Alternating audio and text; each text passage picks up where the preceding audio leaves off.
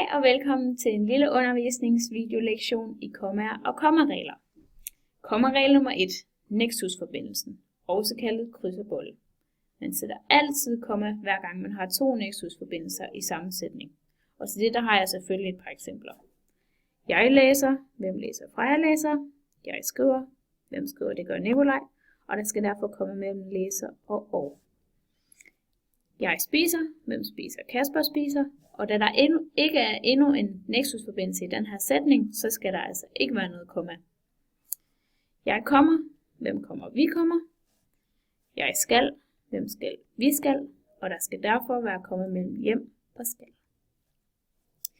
Jeg sagde, hvem sagde, bedstefaren sagde. Jeg var, hvem var, det var. Jeg var igen, og hvem var, han var. Og da der er flere nexusforbindelser i den her sætning, så skal der altså være flere kommaer. Der skal være komma mellem sagde og at, og der skal være komma mellem besøg og selvom. Nu da det er lært, så går vi videre til kommaregel nummer 2, imperativ, som også er kaldet bydeform. Der skal altid komme efter et ord i bydeform, og til det der har jeg selvfølgelig et par eksempler. Da have, det er en bydeform, så skal der komme efter have. Således at sætningen lyder have, den vidste det var sjovt. Da løb også står i bydeform, så skal der komme efter løb. Så sætningen kommer til at lyde som løb, ellers kommer du aldrig i form. Opbremsningskomma er den tredje kommaregel, og der skal altid komme imellem opbremsninger, som for eksempel, han købte mælk, æbler, gulerødder og saftvand. Et andet eksempel er Line, Maiken, Sara og Naja spiser pandekager. Så er vi kommet til kommaregel nummer 4, ledsætninger. Der skal altid komme før ledsætninger, og man kan finde en ledsætning ved at sætte ikke ind i sætningen. Hvis ikke kommer før verbet, som altså er det, man kan sætte jeg foran, så er det en ledsætning. Det vil sige, der var engang en mand, som ikke elskede sin kvinde.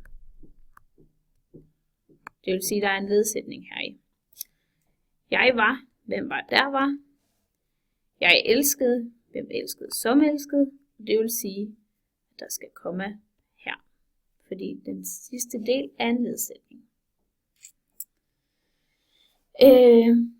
Den gule bil kører alt for stærkt, fordi chaufføren ikke. Så finder vi nexusforbindelsen. Jeg kører, hvem kører, den gule bil kører. Jeg havde, hvem havde, chaufføren havde. Og der skal dermed være komma foran eller efter stærkt, fordi at den sidste del er en ledsætning. Og så til den sidste og 5. kommaregel, indskudte sætninger. Der skal altid komme før og efter indskudte sætninger. Indskudte sætninger, det er sådan set det, som sætningen den kan være foruden. Og det, et par eksempler på det, det er for eksempel det her. Lægen, som kom fra Afrika, sagde hej til Victor. Da denne her del, som kom fra Afrika, sådan set kunne være sætningen foruden, så er det en indskudssætning, og der skal derfor være komma før og efter. Tandpastaen, som næsten var for gammel, brugte Sara alligevel. Og da som næsten var for gammel, er en indskudssætning, skal der komma før og efter den sætning.